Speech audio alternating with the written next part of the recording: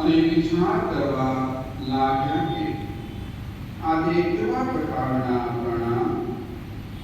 ત્યારે દેવદૂતે તેમને કહ્યું, ગભરાઈશ નહીં મરિયમ, કારણ ઈશ્વર તારા ઉપર પ્રસન્ન થયા છે.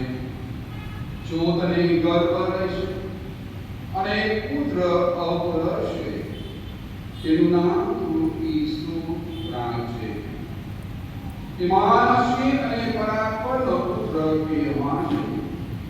પ્રભુ પરમેશ્વર તેને તેના પૂર્વજ દાવીદનું રાજ્ય સિંહાસન આપશે અને તે યુગોના યુગો સુધી ઈસ્રાયેલની પ્રજા પર રાજ્ય કરશે.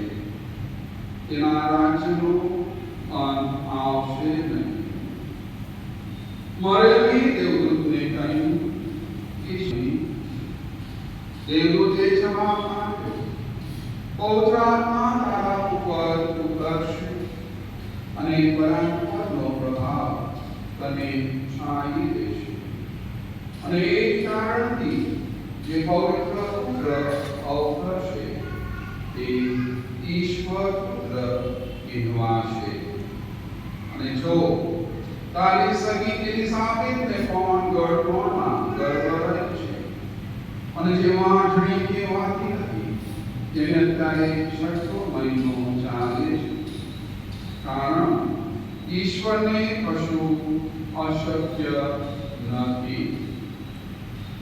મરિયમે કહ્યું, હું તો ઈશ્વરની દાસી છું, તારી વાણી મારી વિશે સાચી કરો.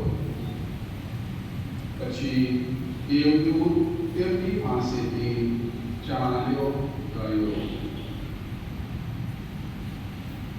આ પ્રભુ ઈસુની